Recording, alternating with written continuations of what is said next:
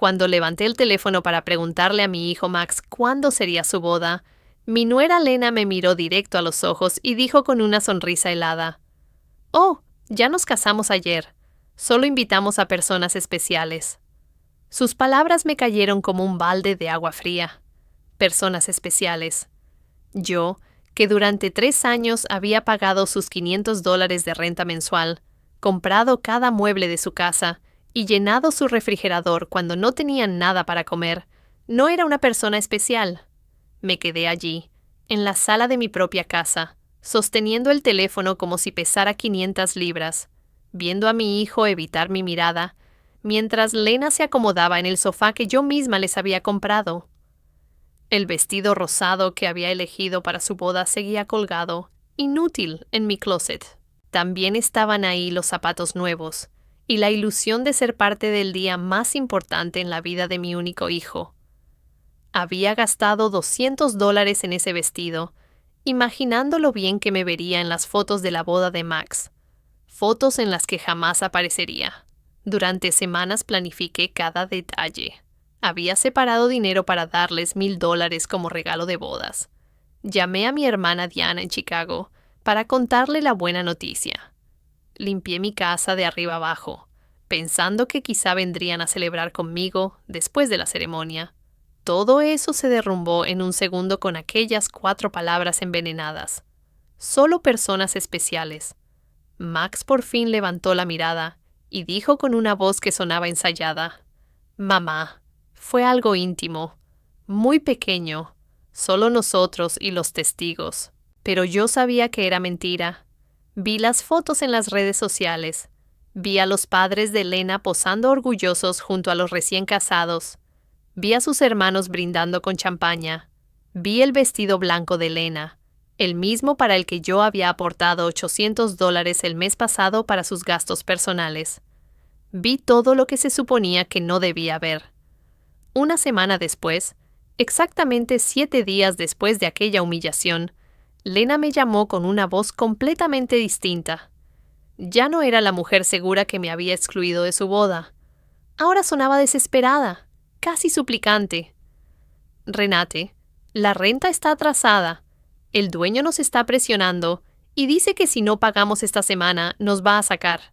Olvidaste hacer la transferencia». Su voz temblaba, como si el mundo se estuviera desmoronando. Guardé silencio unos segundos, recordando todas las veces que había corrido al banco a hacer esa transferencia. Todas las veces que cancelé mis propios planes para asegurarme de que tuvieran un techo. Todas las veces que comí frijoles y arroz para poder darles dinero para sus caprichos.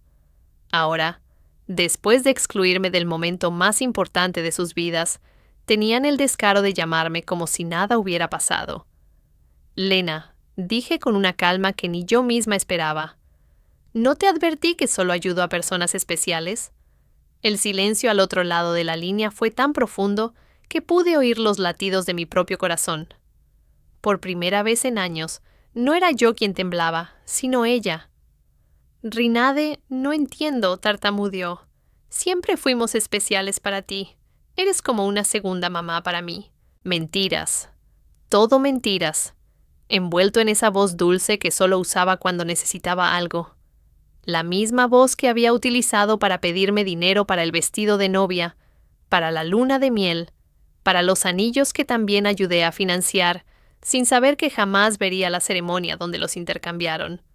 Durante tantos años tuve esa sensación constante de caminar sobre vidrio, midiendo cada palabra, cada gesto, cada regalo, esperando una migaja de cariño de mi propio hijo. Fui la madre perfecta, la suegra complaciente, la proveedora silenciosa que nunca protestaba cuando me trataban como si fuera invisible. Pero esa frase, «solo personas especiales», despertó algo en mí que había estado dormido demasiado tiempo. Había calculado cuánto había gastado en ellos en esos 3 años. Más de $20,000. $20,000 que había tomado de mi jubilación, de mis ahorros, del dinero que mi difunto esposo dejó para que yo pudiera vivir mis últimos años en paz. ¿Y para qué sirvió todo eso? Para que me trataran como a una extraña el día de la boda de mi propio hijo. Esa noche, después de colgar, Me senté en mi cama y lloré, pero no eran lágrimas de tristeza. Eran lágrimas de rabia, de frustración acumulada, de años de humillación soportada en silencio. Lloré por todas las veces que me hicieron sentir que mi amor era una carga, mi presencia un estorbo, mi dinero lo único que tenía para ofrecer. Lloré por la madre tonta que había sido, por la mujer que se perdió tratando de ser indispensable para quienes la consideraban prescindible. Cuando desperté a la mañana siguiente, algo dentro de mí había cambiado. No era solo el dolor de la traición, era algo más profundo, más frío. Me levanté y me miré en el espejo del baño. Los mismos ojos cansados de siempre, las mismas arrugas que contaban historias de años dando amor sin recibirlo. Pero había algo más en mi mirada, una dureza que no reconocía, una determinación que había estado enterrada bajo años de complacencia. Fui a la cocina y preparé café, como lo había hecho todas las mañanas durante 40 años. Pero esta vez no pensé en llamar a Max para preguntarle cómo había dormido. No revisé mi teléfono esperando un mensaje suyo disculpándose por la humillación del día anterior. Por primera vez en mucho tiempo, yo era mi propia prioridad. Me senté en la mesa donde tantas veces había planeado sorpresas para ellos, contado billetes para sus gastos y llorado en silencio cuando me trataban con indiferencia. Ahora, esa mesa sería testigo de algo completamente distinto. Saqué mi chequera, mis estados de cuenta y empecé a hacer cuentas. Quería ver en números exactos la magnitud de mi propia necedad. Renta mensual de $500 por 36 meses, $18,000. Comida y suministros, aproximadamente 200 al mes, otros 7,200. Regalos de cumpleaños, Navidad, aniversarios, al menos 3,000. Emergencias médicas de Lena, 800. El préstamo del carro que nunca me devolvieron, 2,500. La reparación del aire acondicionado, 600. Los muebles de la sala, 1,200. $33,400. Esa era la suma exacta de mi generosidad. 33,400 que había desperdiciado de la herencia de mi esposo, de mi pensión, de los ahorros que guardé centavo a centavo durante décadas de trabajo honesto. Todo ese dinero tirado para mantener a 2 adultos cómodos que ni siquiera podían fingir respetarme. El teléfono sonó y vi el nombre de Max en la pantalla. Normalmente, mi corazón habría latido con fuerza mientras corría a contestar, esperando que por fin se disculpara y explicara que todo había sido un malentendido. Pero esta vez lo dejé sonar 1, 2, 3 veces. Finalmente se quedó en silencio y seguí tomando mi café como si nada hubiera pasado. 10 minutos después sonó otra vez. Esta vez era Lena. También la dejé sonar. Luego llegó un mensaje de Max. «Mamá, por favor contesta. Necesitamos hablar». Borré el mensaje sin responder. A las 2 de la tarde decidí salir a caminar. No lo hacía desde hacía meses sin un propósito específico, sin algún mandado relacionado con ellos. Siempre era el banco para transferencias, el supermercado para comprarles algo, la farmacia para los medicamentos de Lena. Ese día salí a caminar simplemente porque quería. Pasé junto al parque donde tantas veces había llevado a Max cuando era niño. Recordé a ese dulce niño que me abrazaba fuerte y decía que yo era la mejor mamá del mundo. ¿Cuándo se había convertido en este hombre que me trataba como un cajero automático con sentimientos? Cuando empecé a confundir amor con dinero. Cuando empecé a creer que tenía que comprar el cariño de mi propio hijo. En el banco, donde tantas veces había hecho transferencias automáticas, me detuve frente a la puerta. El gerente de la sucursal, el señor Clene, me vio a través del vidrio y saludó. Lo conocía desde hacía años. Él había procesado cada una de mis transferencias a Max y Lena. Había visto mi cuenta vaciarse mes tras mes para llenarla de ellos. Entré y caminé directo a su oficina. «Señor Klein», le dije, «necesito cancelar las transferencias automáticas que tengo programadas». Me miró sorprendido. Durante 3 años, esas transferencias habían sido tan regulares como el amanecer. «¿Está segura, señora Richter? ¿Pasó algo?» Su preocupación era genuina, más genuina que cualquier interés que Max había mostrado por mí en los últimos meses. Lo que pasó es que finalmente abrí los ojos, respondí. Quiero cancelar todo y también quiero información sobre cómo proteger mis cuentas. No quiero que nadie más tenga acceso a mi dinero. Mientras el señor Klein procesaba las cancelaciones, mi teléfono no dejó de sonar. Max, Lena, Max otra vez. Era como si hubieran desarrollado un radar para detectar cuándo su fuente de ingresos estaba en peligro. Apagué el teléfono por completo. Señora Richter, dijo el señor Klein mientras me entregaba los documentos. Disculpe que me entrometa, pero en todos estos años la he visto ser muy generosa con su familia. Espero que no la estén presionando para hacer estos cambios.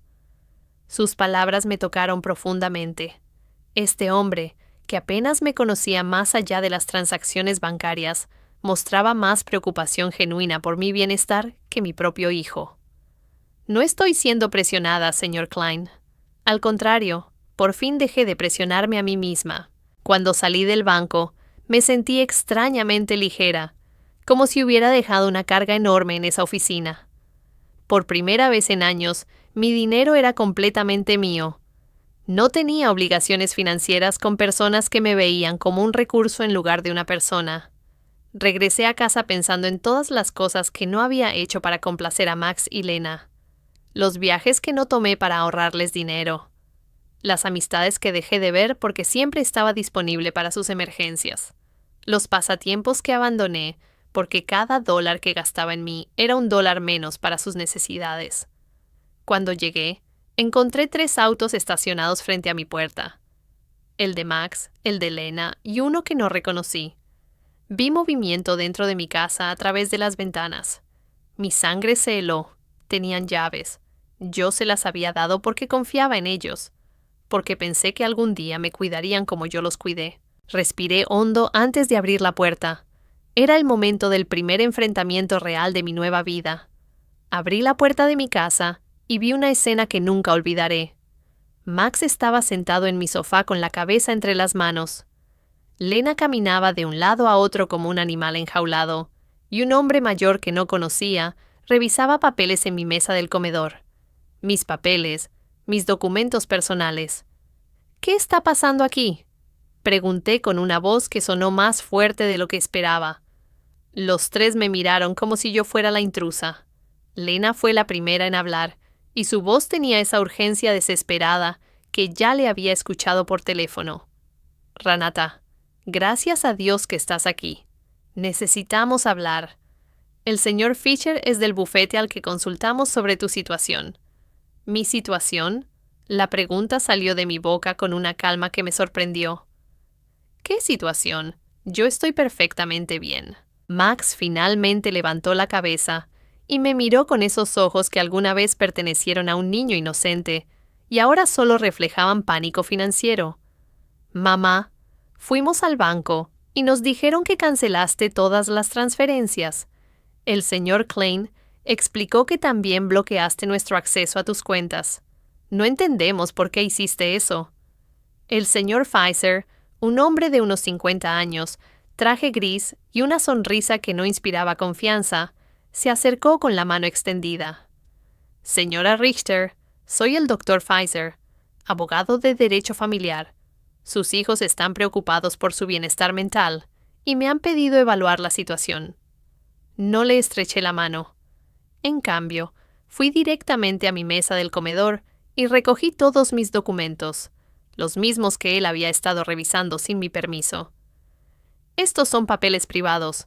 No tiene derecho a verlos sin mi consentimiento. Mamá, intervino Max con esa voz condescendiente que había perfeccionado en los últimos años. Estamos preocupados por ti.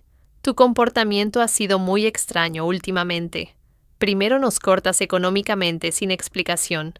Luego no respondes nuestras llamadas. Creemos que quizá necesites ayuda profesional. Lena se acercó e intentó tomar mi mano con esa ternura falsa que solo usaba cuando quería algo. Rinade, cariño, sabemos que estás bajo mucho estrés. Tal vez la soledad te esté afectando más de lo que crees. A tu edad, los episodios de confusión son normales. La palabra confusión resonó en mi cabeza como una campana de alarma. Ahora entendía por qué habían traído al abogado. No se trataba de ayudarme. Se trataba de declararme mentalmente incompetente y tomar control de mis finanzas. La misma mujer que me había dicho que solo invitaban a personas especiales a su boda, ahora me trataba como a una anciana senil. No estoy confundida, dije con una firmeza que silenció a todos. Estoy más clara que en años y ustedes se van a ir de mi casa ahora mismo. El señor Fisher intervino con esa voz profesional que los abogados usan cuando quieren sonar razonables. Señora Richter, entiendo que se sienta abrumada, pero sus hijos tienen derecho a intervenir si creen que su capacidad para tomar decisiones financieras está afectada. Han documentado varios comportamientos preocupantes. Comportamientos preocupantes. La risa que salió de mi garganta fue áspera, casi cruel. ¿Cómo cuáles? ¿Decidir que mi dinero me pertenece? ¿Decidir no seguir financiando la vida de 2 adultos que me tratan como basura? Lena dio un salto como si la hubiera abofeteado. Nunca te tratamos mal. Eres parte de nuestra familia. Todo lo que tienes nos pertenecerá algún día de todos modos. Solo estamos acelerando el proceso. Ahí estaba la verdad desnuda, sin adornos. Todo lo que yo tenía les pertenecería algún día. En sus mentes, yo ya estaba muerta, y ellos solo estaban cobrando la herencia por adelantado. No importaba si me quedaban 70 años o 70 días. Para ellos, yo era solo un cajero automático, con piernas que se había vuelto problemático. Fuera, dije, señalando la puerta. Los 3 fuera de mi casa. Max se levantó con esa cara de niño enfadado que hacía cuando no conseguía lo que quería. Mamá, no podemos simplemente irnos. Tenemos obligaciones. La renta, los pagos del carro, la tarjeta de crédito que confirmaste. No puedes cortarnos así de un día para otro. ¿No puedo? Mi voz subió por primera vez en toda la conversación. ¿Quién dice que no puedo? Durante años he pagado una renta que ni siquiera estaba a mi nombre. Llené un refrigerador en una casa donde no era bienvenida. Financié una vida en la que claramente no había lugar para mí. El señor Fisher sacó una carpeta de su maletín y la colocó sobre mi mesa. Señora Richter, hemos preparado algunos documentos que podrían facilitar esta transición.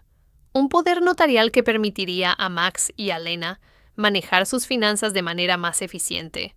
Solo sería temporal, hasta que se sienta mejor. Tomé la carpeta y sin siquiera abrirla, la arrojé directamente al bote de basura. La única transición que va a ocurrir aquí es la de ustedes hacia la puerta. Lena empezó a llorar, pero no eran lágrimas de tristeza. Eran de frustración, de rabia contenida. No puedes hacernos esto, Rinade. Contábamos contigo, hicimos planes basados en tu apoyo, compramos cosas, asumimos obligaciones financieras porque sabíamos que podíamos contar contigo. Obligaciones basadas en mi dinero, respondí. No en mi bienestar, no en mi felicidad, no en mi compañía, solo en mi dinero. Y ahora que he decidido que mi dinero se usa mejor en mi propia vida, de repente soy una anciana confundida que necesita tutela legal. Max trató de acercarse, pero yo di un paso atrás. Ya no era el niño que corría a mis brazos cuando tenía pesadillas. Era un hombre de 35 años que veía a su madre como un obstáculo entre él y una vida cómoda financiada por otros. Mamá, cometimos errores, dijo con una voz que pretendía sonar arrepentida. Lo de la boda fue un malentendido. Lena estaba nerviosa.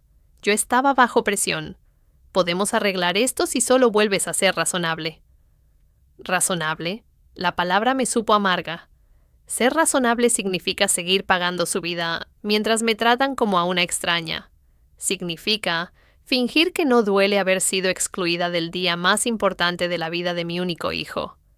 El señor Fisher guardó sus papeles con la eficiencia de alguien acostumbrado a que rechacen sus propuestas. Señora Richter, esto no ha terminado. Su familia tiene opciones legales. Si realmente está tomando decisiones irracionales debido a problemas de salud mental, un juez puede determinar que necesita tutela. Sus palabras fueron como un golpe. Me di cuenta de que esto no era solo una visita manipuladora. Era una amenaza legal real. Ahora entendí por qué habían traído al abogado. No se trataba de ayudarme. Se trataba de declararme incompetente para manejar mis propios asuntos. Señor Fisher, dije mirándolo directamente a los ojos, le sugiero que investigue bien antes de amenazar a una mujer de 71 años que ha manejado sus finanzas impecablemente durante 40 años, que crió sola a su hijo tras la muerte de su esposo, que dirigió un hogar y trabajó con honor hasta su jubilación, y que hasta la semana pasada sostuvo económicamente a 2 adultos completamente capaces. Lena dejó de llorar y me miró con una frialdad que por fin mostraba su verdadero rostro. Esto no se va a quedar así, Renati. Nosotras también tenemos derechos y abogados. Perfecto, respondí. Contraten todos los abogados que quieran, con su propio dinero, por supuesto, porque el mío ya no está disponible para financiar sus berrinches legales. Los 3 caminaron hacia la puerta con la dignidad herida de quienes no están acostumbrados a que les digan que no. Antes de salir, Max se volvió hacia mí por última vez. Mamá, esto va a terminar muy mal para ti. Vas a quedarte sola, sin nadie que te cuide cuando realmente lo necesites. Max, dije con una tristeza profunda, pero también con una claridad cristalina. Ya estoy sola. La diferencia es que ahora es por mi propia decisión, no por su abandono. Al cerrar la puerta detrás de ellos, me quedé en mi sala, rodeada del silencio más hermoso que había escuchado en años. Era el silencio de la libertad. Esa noche no pude dormir, pero no por tristeza o arrepentimiento, sino por la adrenalina de haber recuperado el control de mi propia vida. Me quedé despierta, planeando mis siguientes pasos como una general preparándose para una batalla. Si Max y Lena querían pelear, yo les daría una guerra. A las 6 de la mañana ya estaba vestida y lista para salir. Mi primera parada fue la oficina del abogado, el señor Weber, un hombre al que había conocido años atrás mientras resolvía el testamento de mi esposo. A diferencia del señor Fraser, a quien habían traído Max y Lena, el señor Weber tenía una reputación impecable y se especializaba en proteger los derechos de los adultos mayores. Señora R. Theor, me dijo mientras le explicaba la situación, lo que sus hijos intentaron hacer ayer es más común de lo que usted cree. Se llama abuso financiero a personas mayores y es un delito federal. El hecho de que entraran en su casa sin permiso y revisaran sus documentos privados también constituye una violación. Sus palabras me tranquilizaron y me preocuparon a la vez. Me tranquilizaron porque confirmaron que no estaba loca, que lo ocurrido realmente había sido abusivo. Me preocuparon porque entendí que la situación era más grave de lo que imaginaba. Tenemos que documentar todo, continuó el señor Weber. Cada transferencia, cada regalo, cada vez que la presionaron por dinero. También cambiaremos su testamento para proteger sus bienes de futuros intentos de manipulación. Pasamos 3 horas revisando mis registros financieros. El señor Weber silbó al ver la suma total, $33,400 en 3 años. Señora Richter, con este dinero usted pudo haber vivido cómodamente, viajado y disfrutado su jubilación. En cambio, financió por completo la vida de 2 adultos que ni siquiera la respetaron lo suficiente como para invitarla a su boda. Cuando salí de la oficina del señor Weber, tenía un plan completo. Cambiaría todas las cerraduras, instalaría un sistema de seguridad con cámaras, abriría una nueva cuenta en otro banco y comenzaría por fin a vivir la vida que había pospuesto por años. Mi siguiente parada fue la ferretería. El dueño, el señor Summer, me conocía desde hacía años porque siempre compraba cosas para arreglar el apartamento de Max y Lena.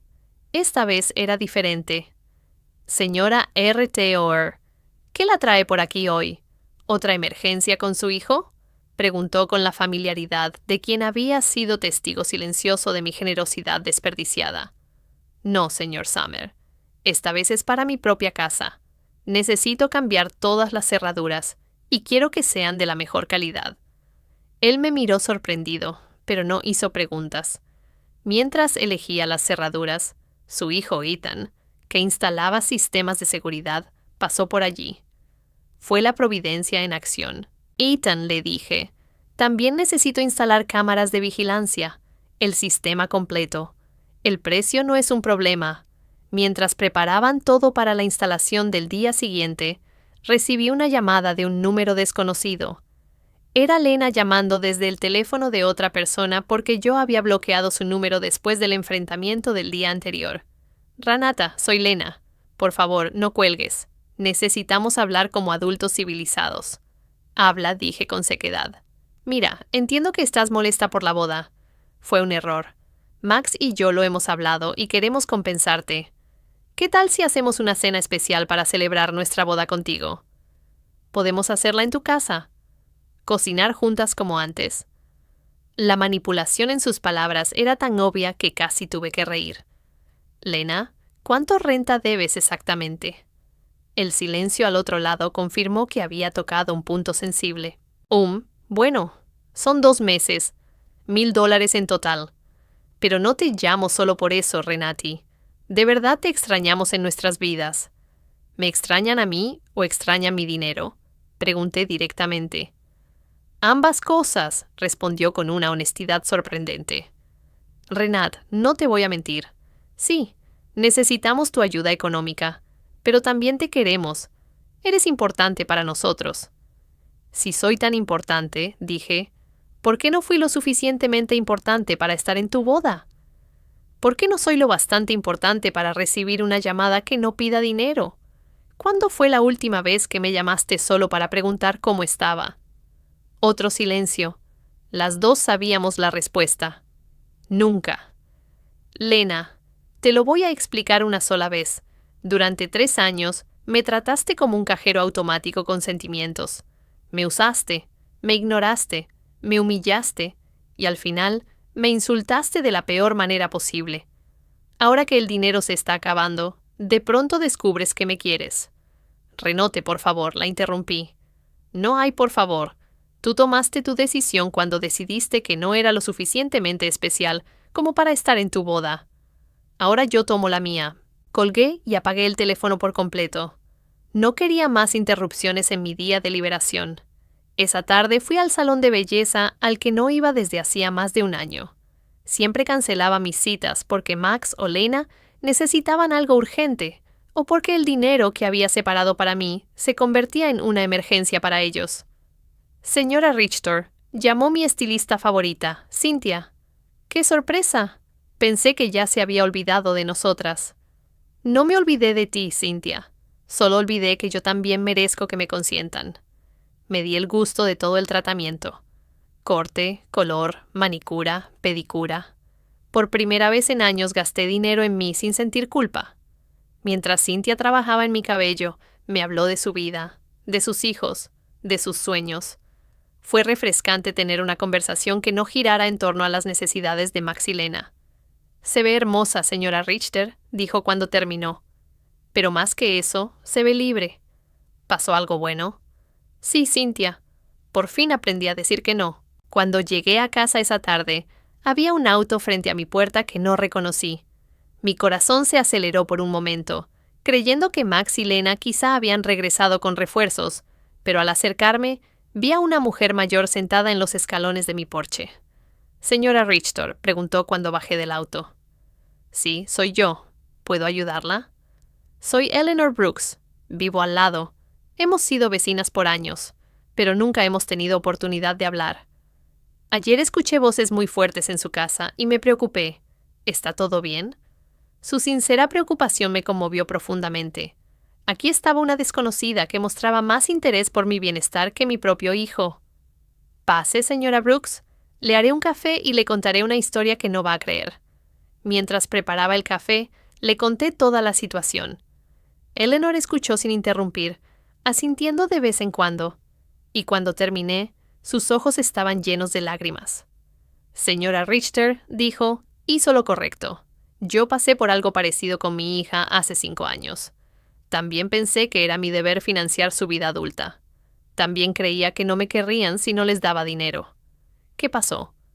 Corté el dinero cuando me di cuenta de que solo me llamaban cuando necesitaban algo. Al principio fue terrible. Me amenazaron, me manipularon emocionalmente, me chantajearon, intentaron hacerme sentir culpable. Pero después de 6 meses, mi hija me llamó para disculparse de verdad. Ahora tenemos una relación real basada en el cariño, no en el dinero. Sus palabras me dieron esperanza y confirmaron que había tomado la decisión correcta. ¿Cree que Max y Lena entenderán algún día? Tal vez sí, tal vez no, respondió con honestidad. Pero esa ya no es su responsabilidad, señora Richter. Su responsabilidad ahora es vivir su propia vida. Esa noche, por primera vez en 3 años, me fui a la cama sin preocuparme por si Max y Lena tenían dinero para la renta, para la comida o para sus caprichos. Me fui a la cama pensando en mí, en mis planes, en mi futuro, y dormí mejor que en años. Al día siguiente, Ethan y el señor Summer llegaron a las 8 de la mañana para cambiar las cerraduras e instalar el sistema de seguridad. Mientras trabajaban, mi teléfono no dejó de sonar desde números desconocidos. Lena seguía intentando contactarme desde distintos teléfonos, pero yo había desarrollado una nueva habilidad: ignorar por completo las llamadas que no me convenían. Señora Richter, dijo Ethan mientras instalaba las cámaras, este sistema le dará una tranquilidad absoluta. Puede ver desde su teléfono quién viene a su casa incluso cuando no está. Y si alguien entra sin permiso, se envía una alerta automática a la policía. La ironía no se me escapó. Estaba instalando un sistema de seguridad para protegerme de mi propio hijo, pero ya no dolía como antes. Era simplemente una medida práctica para mantener mi recién encontrada paz. Mientras trabajaban, decidí hacer algo que no hacía en años: llamar a mi hermana Diana en Chicago. Habíamos perdido contacto porque cada vez que hablábamos, yo le contaba sobre los logros de Max y Lena, sobre cuánto dinero había gastado en ellos, sobre lo orgullosa que estaba de poder ayudarlos. Ahora comprendía que nuestras conversaciones se habían convertido en informes financieros disfrazados de noticias familiares. «Rinad», contestó Diana, sorprendida. «Hermana, ¿cómo estás? No hemos hablado en meses». «Estoy bien, Diana». «Mejor que bien. Te llamo para decirte que por fin entré en razón». Le conté toda la historia desde el principio: la boda secreta, la humillación, la visita con el abogado, mi decisión de cortar el financiamiento. Diana me escuchó en silencio, y cuando terminé, su respuesta me sorprendió. «Rinade, hermana, ya era hora. Cada vez que hablábamos, se me partía el corazón escucharte presumir cuánto dinero les dabas, como si el cariño pudiera medirse en dólares. Quise decirte algo, pero no sabía cómo». «¿Qué querías decirme?» «Que Max nunca hablaba de ti con cariño cuando lo veía en reuniones familiares. Siempre era mi mamá me ayudó con esto, o mi mamá me compró aquello, pero nunca extraño a mi mamá o quiero a mi mamá. Era como si fueras una proveedora de servicios, no una persona». Sus palabras dolieron, pero fue un dolor necesario. Como cuando un médico limpia una herida infectada, duele, pero es parte de la sanación. «¿Sabes qué más noté?», continuó Diana. «Lena siempre hablaba de ti en tiempo futuro. Cuando Renate ya no esté, podremos remodelar su casa o cuando heredemos, invertiremos en el negocio, como si estuvieran esperando que murieras para realmente vivir». Esa revelación me golpeó como un balde de agua helada. No solo me veían como un cajero automático, me veían como un obstáculo temporal entre ellos y su dinero. Mientras yo trataba de hacerlos felices, ellos planeaban su futuro sin mí. Después de hablar con Diana, me senté en mi cocina procesando toda esa información. Años de matrimonio con un hombre que realmente me amó, 35 años criando a mi hijo sola después de la muerte de mi esposo, y 3 años financiando a 2 adultos que me veían como un obstáculo de $100,000. Sonó el timbre y en las nuevas cámaras vi que era el Ellaner, con una taza en las manos. Abrí la puerta y me entregó un café recién hecho. Pensé que quizá necesitaba compañía después de todo lo que me contó ayer, dijo con esa sonrisa sincera que ya había aprendido a apreciar. Nos sentamos en mi sala y Eleanor me contó más detalles de su propia experiencia. «Mi hija me dijo exactamente lo mismo que Lena te dice a ti. Eres como una segunda mamá para mí. Somos especiales para ti. Algún día todo será nuestro de todos modos». Esas son frases ensayadas, señora Richter. Las aprenden del manual de manipulación emocional. ¿Cree que existe un manual así? Pregunté medio en broma. No oficialmente, pero parece que todos leen del mismo libro. El capítulo 1 es Hazla sentir indispensable. El capítulo 2 es Crea emergencias financieras constantes. El capítulo 3 es Cuando ella se resista. Cuestiona su salud mental. Nos reímos, pero fue una risa amarga. Era divertido y trágico reconocer patrones tan predecibles en el comportamiento de nuestros propios hijos. ¿Alguna vez te sentiste culpable por cortar el dinero?, le pregunté a Eleanor. Cada día durante los primeros 3 meses, respondió con honestidad. Pero luego empecé a ver los resultados.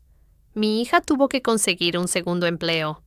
Su esposo dejó de jugar golf cada fin de semana y empezó a buscar trabajo extra. Aprendieron a vivir dentro de sus posibilidades. Y lo más importante, aprendieron que yo era una persona, no un recurso.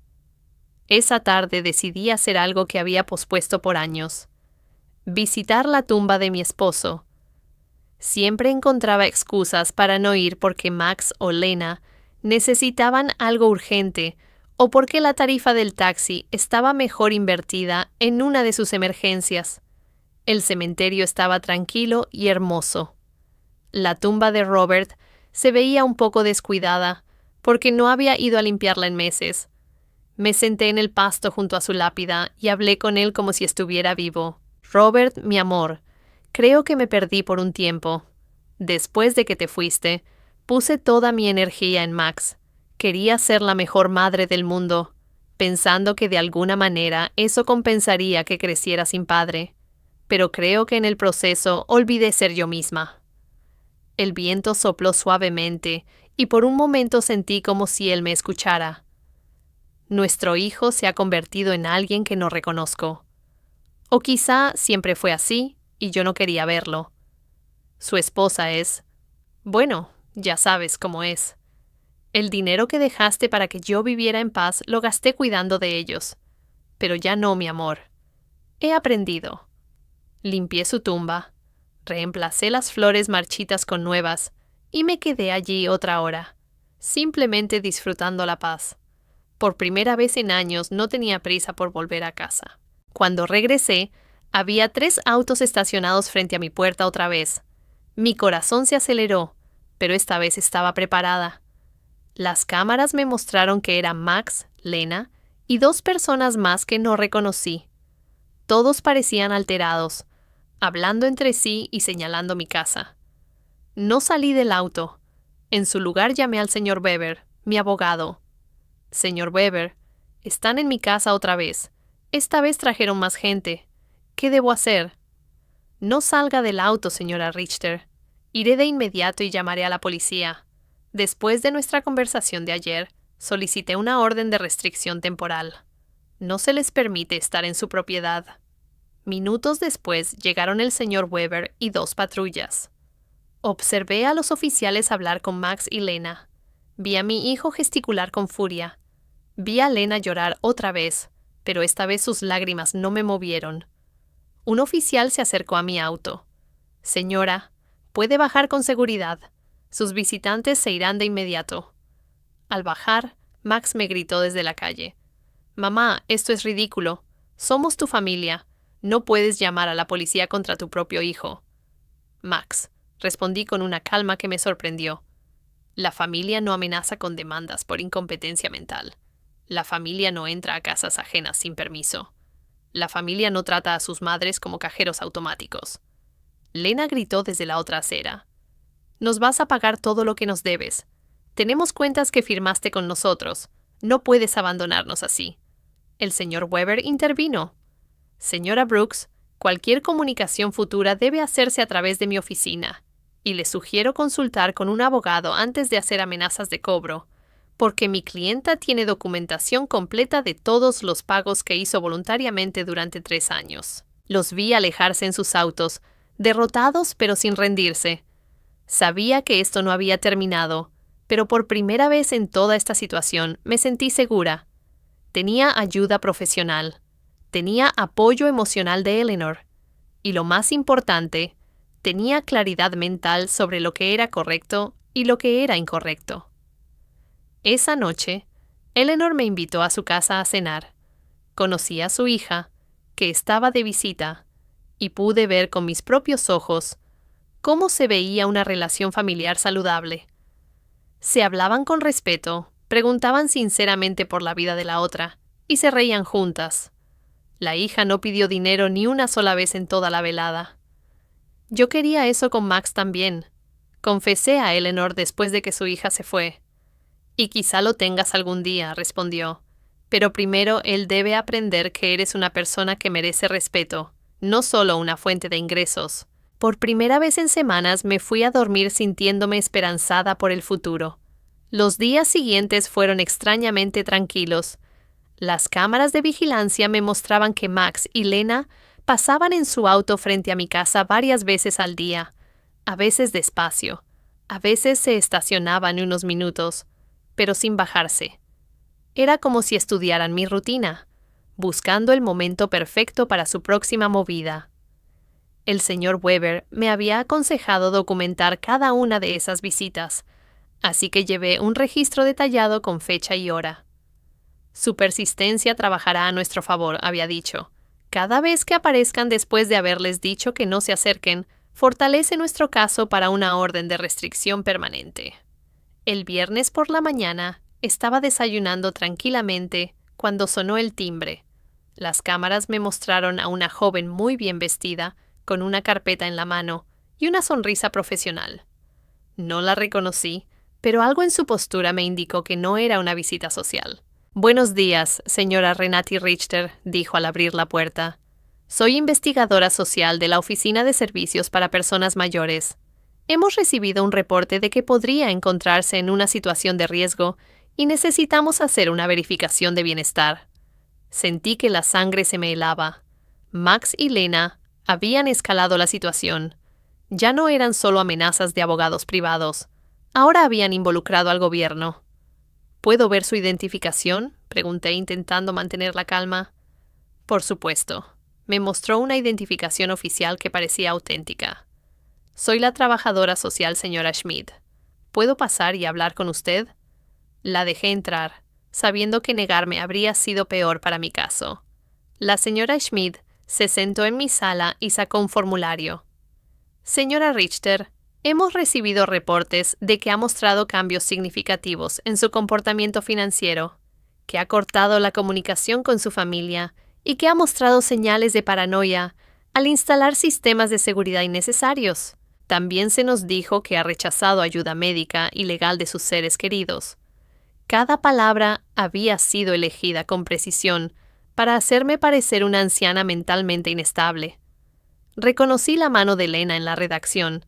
Siempre había sido experta en manipular palabras para conseguir lo que quería. «Señorita Schmidt», dije con toda la dignidad posible, «me gustaría llamar a mi abogado antes de responder cualquier pregunta». «Señora, esto no es un interrogatorio legal. Es una verificación de bienestar. Si no tiene nada que ocultar, no debería haber problema en hablar conmigo». La frase «si no tiene nada que ocultar» me enfureció. Era la misma lógica que usan los abusadores para justificar sus invasiones. Si eres inocente, no deberías quejarte de que violen tu privacidad. «Señorita, llamaré a mi abogado. Puede esperar aquí o regresar otro día, pero no responderé ninguna pregunta sin representación legal». Llamé al señor Weber y llegó en menos de 20 minutos. Cuando entró y vio a la trabajadora social, su expresión se endureció. «Señora Schmidt», dijo después de revisar su identificación, «espero que tenga una orden judicial para estar aquí, porque mi clienta está bajo mi representación legal y cualquier investigación no autorizada constituye acoso». «Señor», respondió la señora Schmidt, con menos seguridad que antes, «tenemos reportes de familiares preocupados por el bienestar de la señora. Es nuestro deber investigar». «¿Qué familia?», preguntó el señor Weber con frialdad. «¿La misma familia que intentó hacerla firmar un poder legal sin representación? ¿La misma familia que entró a su casa sin permiso y revisó sus documentos privados? ¿La misma familia que la excluyó de eventos importantes mientras vivían de su dinero?» El señor Weber sacó una carpeta de su portafolio y la colocó sobre la mesa. Aquí tengo documentación completa del abuso financiero y emocional hacia mi clienta. $33,400 retirados de sus cuentas en 3 años. Exclusión social sistemática y chantaje emocional. Si alguien necesita ser investigado aquí, no es mi clienta. La señora Schmidt revisó los documentos con creciente incomodidad. Era evidente que la información que le habían dado no coincidía con la realidad frente a ella. Señora Richter, dijo por fin, ¿puede explicarme por qué dejó tan abruptamente de brindar apoyo financiero a su hijo? Porque finalmente descubrí que me estaban usando, respondí simplemente. Porque entendí que para ellos yo no era una madre, sino una cuenta bancaria. Porque me cansé de financiar la vida de personas que me veían como un obstáculo. ¿Pero no siente que es su responsabilidad ayudar a su familia? La pregunta me indignó. Señorita Schmidt, mi responsabilidad como madre era criar a mi hijo hasta los 18 años, educarlo y darle las herramientas para ser un adulto independiente. Mi hijo tiene 35 años, está casado y es perfectamente capaz de mantenerse solo.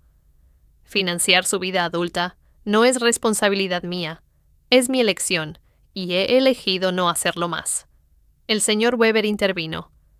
Señorita Schmidt, ¿consideraría normal que un adulto de 35 años no pudiera pagar su propia renta sin ayuda de su madre de 71 años? La señora Schmidt no respondió de inmediato.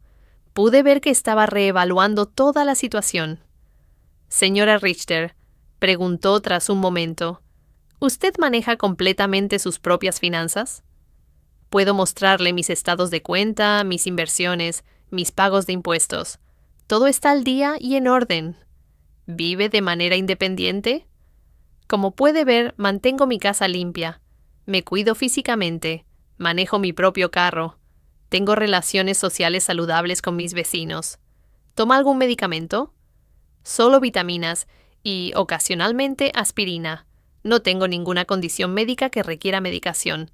El señor Weber añadió, mi clienta acaba de someterse a exámenes médicos completos como parte de nuestro proceso legal.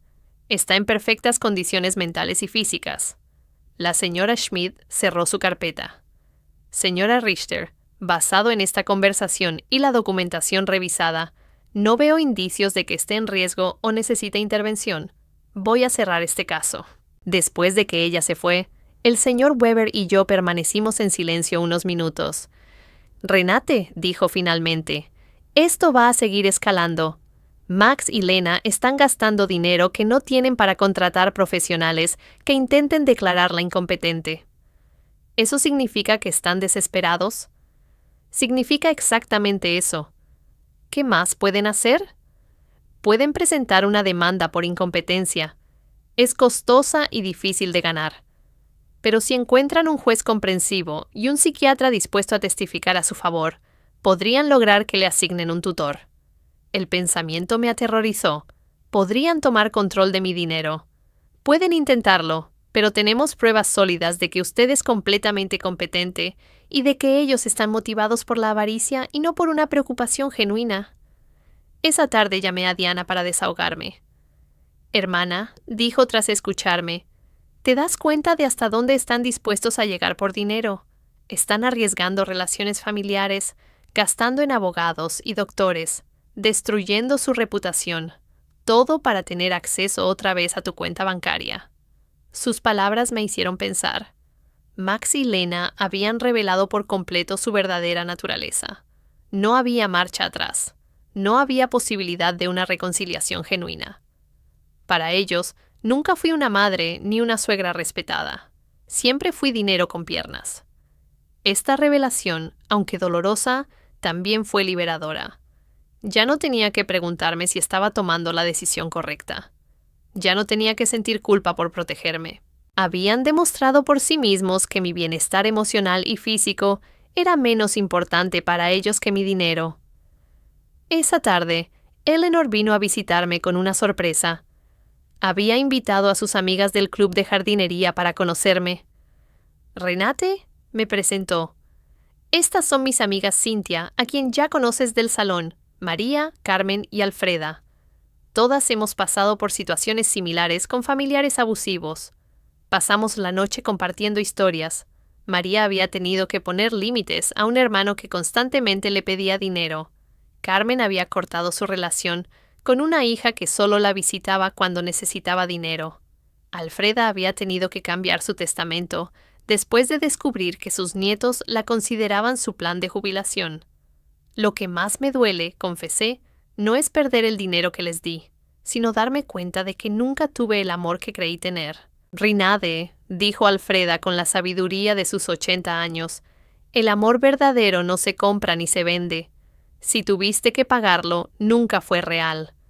Sus palabras fueron un bálsamo para mi alma herida. Tenía razón. Había comprado atención, no amor. Había financiado una ilusión. ¿Saben qué he descubierto? Les dije a mis nuevas amigas que la soledad rodeada de personas que no te aman es peor que estar sola por tu cuenta. Al menos ahora, cuando estoy sola, estoy en buena compañía. Todas rieron y brindamos por nuestra nueva sabiduría. Esa noche, después de que mis nuevas amigas se fueron, me senté en mi jardín a pensar. Las estrellas brillaban más que nunca, o tal vez yo las veía con ojos más claros. Por primera vez en mi vida adulta, estaba completamente sola financieramente. No tenía dependientes ni obligaciones económicas con nadie más que conmigo misma.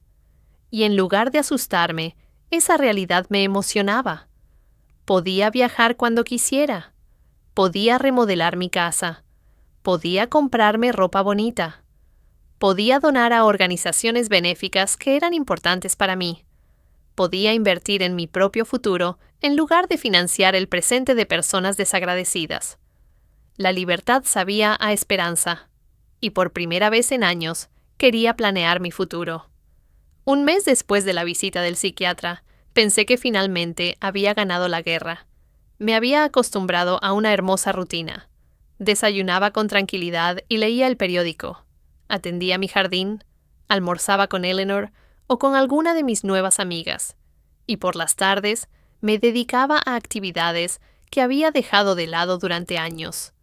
Había vuelto a pintar, algo que me apasionaba antes de convertirme en la financiadora personal de Max y Lena. Pero un jueves por la mañana, mientras pintaba flores en mi caballete nuevo, el señor Weber llegó a mi casa con una expresión sombría que me heló la sangre. Renadi, necesitamos hablar. Max y Lena han presentado una demanda formal por incapacidad mental en el Tribunal de Familia. Están solicitando que se te asigne un tutor legal. Las palabras cayeron sobre mí como piedras. Sabía que era una posibilidad, pero escucharlo en voz alta lo hizo terriblemente real. ¿Eso significa que pueden tomar control de mi dinero? Si un juez determina que no puedes manejar tus asuntos, sí, podría nombrar a Max como tu tutor legal, lo que le daría control total sobre tus finanzas. Me senté pesadamente en mi sofá, sintiendo el peso de la traición más profunda que había vivido en mi vida. Mi propio hijo estaba intentando declararme legalmente incompetente para robarme mi dinero. Señor Weber, ¿qué pruebas podrían tener? Usted mismo ha visto que soy completamente competente. Tienen declaraciones de 3 testigos que afirman que te has comportado de manera errática. También presentaron facturas médicas sin pagar que supuestamente no cubriste y medicamentos que supuestamente acumulaste sin tomarlos. Pero eso es mentira. No tengo facturas médicas pendientes ni medicamentos acumulados. Lo sé, Rinade, pero han fabricado evidencia convincente. También tienen la declaración del Dr. Lehman, quien asegura que te niegas a cooperar con una evaluación psiquiátrica, lo cual interpretan como prueba de un deterioro mental. La manipulación era diabólica. Habían convertido mi negativa a someterme a un examen innecesario en prueba de una enfermedad mental. Habían usado mi instinto de protegerme de ellos como prueba de que necesitaba protección. ¿Quiénes son los 3 testigos? El señor Weber revisó sus documentos. Lena, por supuesto, un vecino llamado señor Davis, y alguien que dice ser su farmacéutico, el señor Green. El señor Davis era el vecino de enfrente, un hombre desagradable que siempre había tenido problemas conmigo porque mis amigas a veces estacionaban frente a su casa. El señor Green sí era mi farmacéutico, pero no entendía qué podía tener en mi contra. Necesito hablar con el señor Green, le dije al señor Weber. Algo no está bien. Fuimos juntos a la farmacia esa misma tarde. El señor Green me recibió sorprendido y nervioso. Señora Richter, es un gusto verla. ¿Cómo está? Señor Green, me dijeron que firmó una declaración diciendo que muestro comportamientos erráticos con mis medicamentos. Su cara se puso roja como un tomate. El señor Green me explicó entre balbuceos. Señora Richter, su nuera vino hace unas semanas y preguntó por sus medicamentos. Dijo que estaba preocupada porque usted se comportaba de forma extraña. ¿Y qué le dijo usted?, pregunté. Le expliqué que solo compra vitaminas y aspirina de vez en cuando, que no tiene recetas médicas regulares, pero ella insistió en que eso era prueba de que no se estaba cuidando adecuadamente. El señor Weber intervino de inmediato. Señor Green, ¿firmó usted un documento? Ella me trajo un papel que decía que yo confirmaba que la señora Richter tenía compras irregulares de medicamentos. Pensé que era para su seguro de salud o algo así.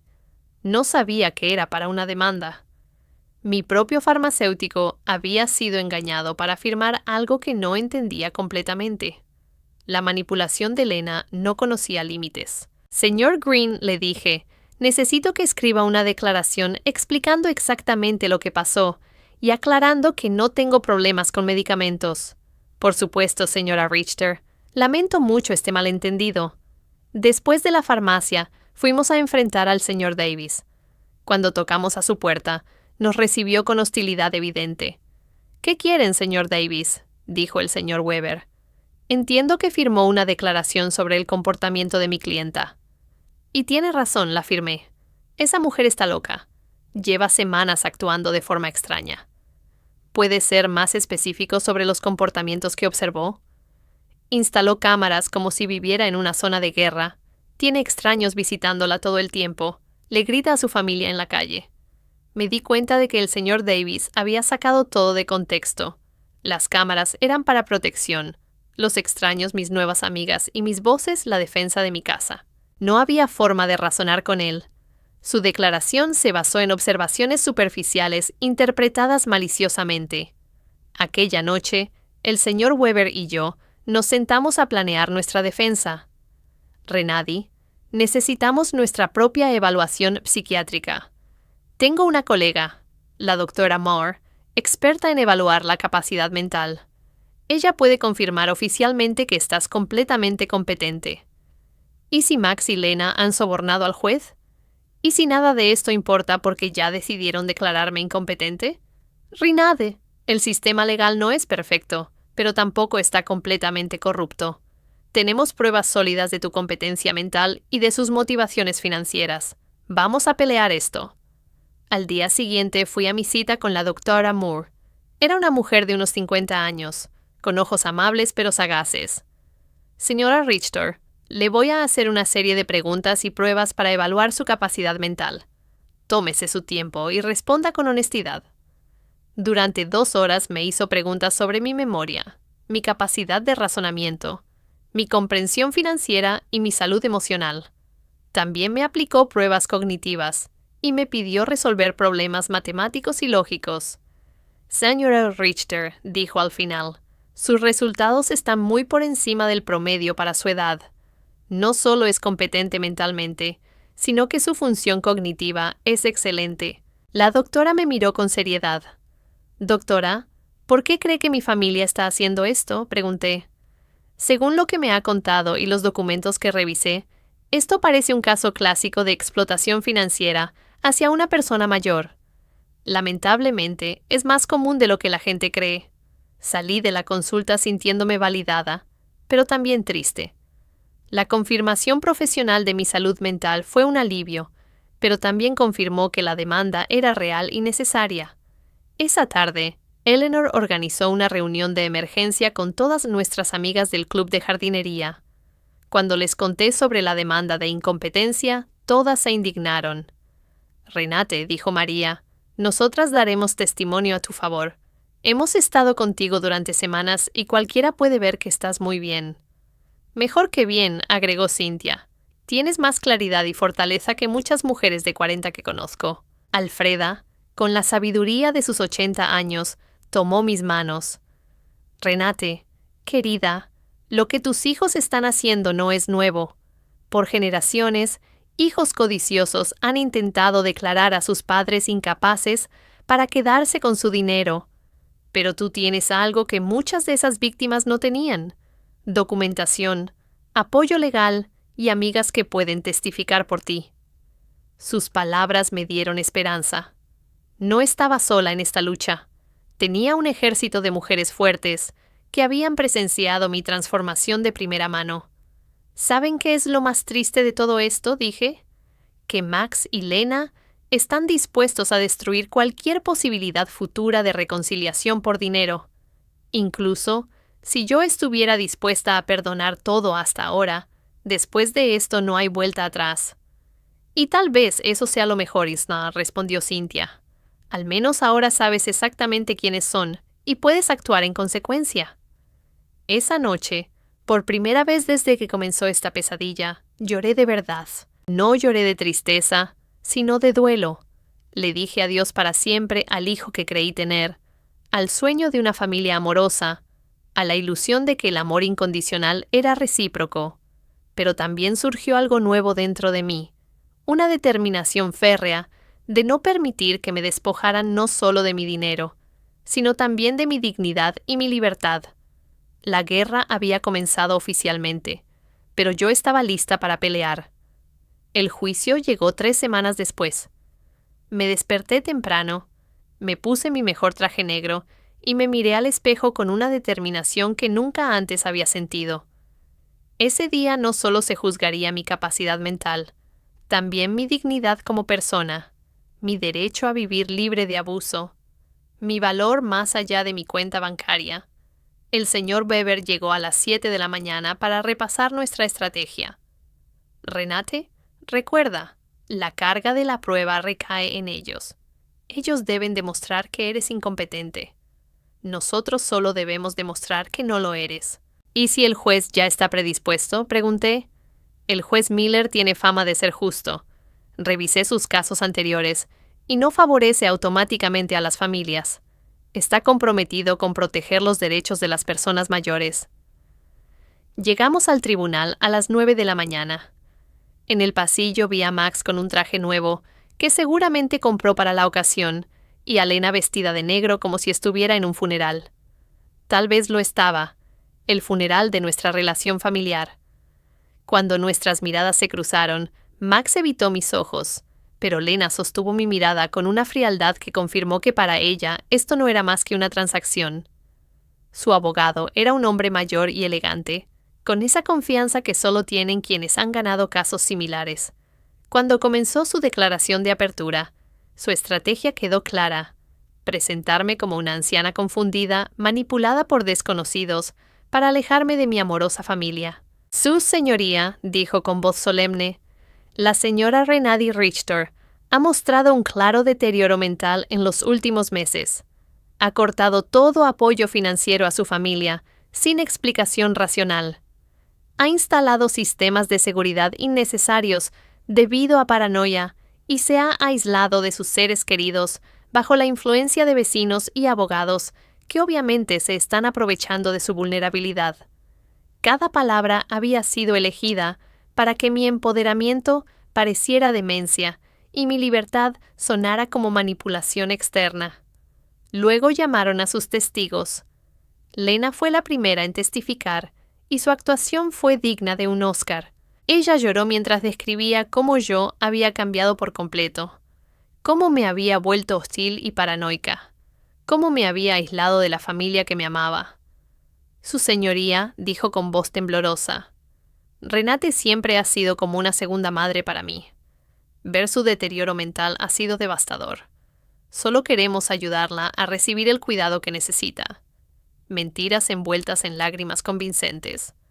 Cuando el señor Weber la contrainterrogó, las grietas en su historia comenzaron a hacerse visibles. Señora Schuster, ¿puede decirle al tribunal cuándo fue la última vez que llamó a mi clienta sin pedirle dinero? Lena tartamudeó. Bueno, siempre hablábamos de muchas cosas. ¿Puede darme una fecha específica? No recuerdo fechas exactas. ¿Es cierto que usted y su esposo se casaron sin invitar a mi clienta? Fue una ceremonia muy pequeña. ¿Es cierto que cuando mi clienta preguntó por la boda, usted le dijo que solo habían invitado a personas especiales? El rostro de Lena se puso rojo. Esas palabras se sacaron de contexto. ¿Cuál sería el contexto adecuado para decirle a su suegra que no es una persona especial? No pudo responder de manera convincente. Max fue el siguiente. Verlo en el estrado de los testigos, jurando decir la verdad mientras se preparaba para mentir sobre mi salud mental, fue uno de los momentos más dolorosos de mi vida. Este era el niño que yo había criado sola, al que había dedicado toda mi vida. Mi mamá siempre ha sido muy generosa con nosotros, declaró, pero últimamente se ha vuelto errática e irracional. Creemos que está siendo manipulada por personas que se están aprovechando de ella. Cuando el señor Weber lo contrainterrogó, la máscara cayó por completo. Señor Richter, ¿cuánto dinero ha recibido de su madre en los últimos 3 años? No sé la cantidad exacta. $33,400 ¿le parece correcto? Tal vez. Ella siempre ha sido generosa. ¿Y cuántas veces ha visitado a su madre sin pedirle dinero? El silencio fue ensordecedor. ¿Es cierto que usted y su esposa entraron a la casa de mi clienta sin permiso y revisaron sus documentos privados? Estábamos preocupados por ella. ¿Es cierto que llevaron a un abogado para presionarla a firmar un poder notarial? Queríamos ayudarla a administrar sus finanzas. ¿A los 35 años necesita usted la ayuda de su madre de 71 años para pagar la renta? Max no pudo responder con dignidad. El señor Davis testificó sobre mis supuestos comportamientos erráticos, pero cuando el señor Weber le pidió detalles, admitió que nunca había hablado conmigo directamente y que toda su información se basaba en observaciones superficiales. El doctor Lehman declaró que mi negativa a someterme a una evaluación era prueba de deterioro mental, pero el señor Weber presentó la documentación de nuestra evaluación con el doctor Moore, que refutaba por completo sus conclusiones. Luego fue nuestro turno. El señor Weber llamó primero al señor Green, mi farmacéutico, quien explicó cómo lo engañaron para firmar una declaración que distorsionaba mis hábitos de compra de medicamentos. El doctor Moore testificó sobre mi excelente estado mental y presentó los resultados de las pruebas cognitivas, las cuales habían sido impecables. El señor Sommer de la ferretería testificó sobre mi competencia mental y explicó que mis decisiones de cancelar transferencias automáticas eran completamente racionales y habían sido procesadas correctamente. Eleanor y mis amigas del club de jardinería testificaron sobre mi claridad, mi vitalidad renovada y mi capacidad para mantener relaciones sociales saludables. Finalmente, llegó mi turno de testificar.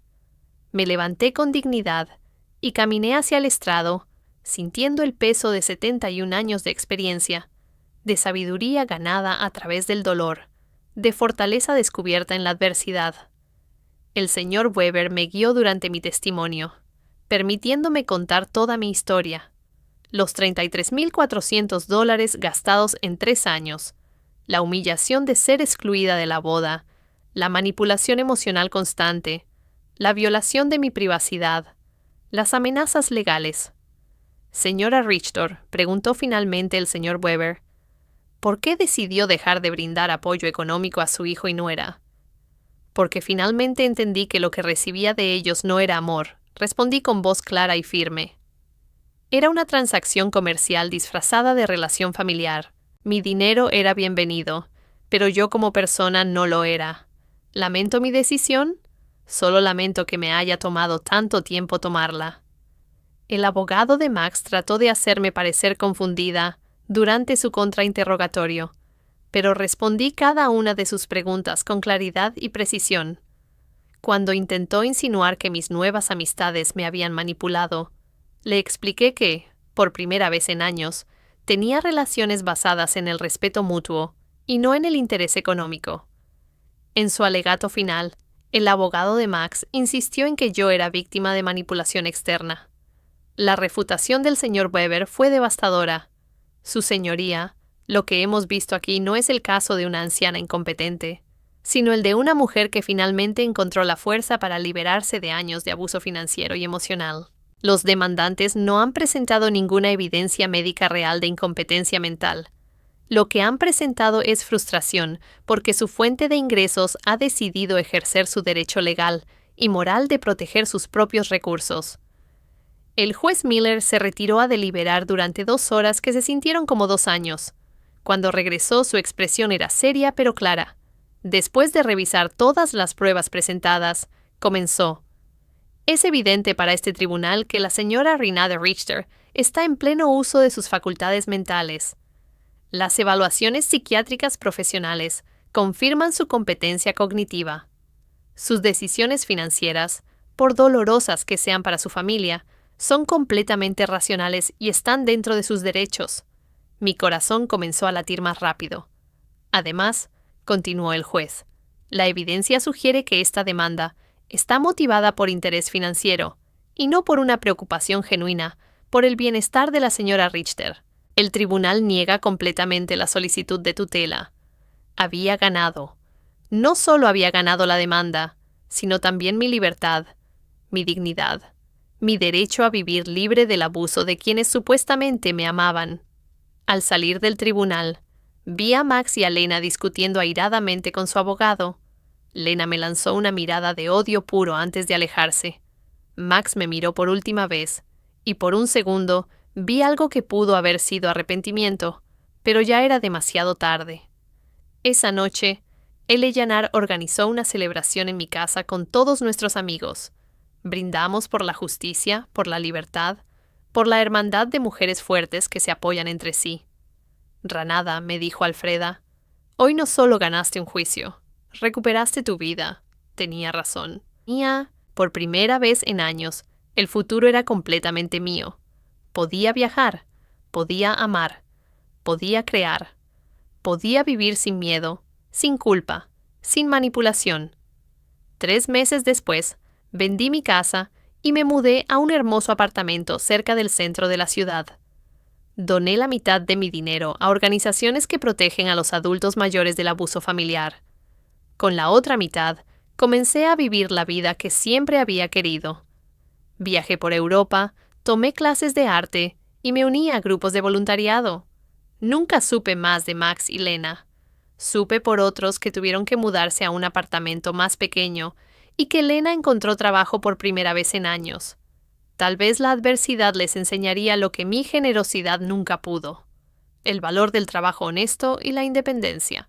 Algunas noches, cuando miro las estrellas desde mi nuevo balcón, pienso en la mujer que era hace un año, temerosa, manipulada, creyendo que tenía que comprar amor. Esa mujer está muerta. Y en su lugar ha nacido alguien que ha entendido una verdad fundamental. El amor verdadero nunca tiene precio, y la libertad nunca es demasiado cara. Mi nombre es Renate. Tengo 72 años y finalmente he aprendido que la persona más importante a la que debo amar y proteger es a mí misma. Si te gustó mi historia, puedes apoyarme con una donación para que pueda escribir más historias. Gracias de antemano. ¿Y tú? ¿Qué harías en el lugar de esta persona? Me encantaría escuchar tu opinión, así que compártela conmigo en los comentarios. Siempre me da curiosidad saber lo que piensan y también escriban dónde escucharon esta historia. Para más historias de vida como esta, dale me gusta al video y suscríbete a mi canal. Hay muchas otras historias esperándote. Con saludos sinceros. Hasta la próxima, M.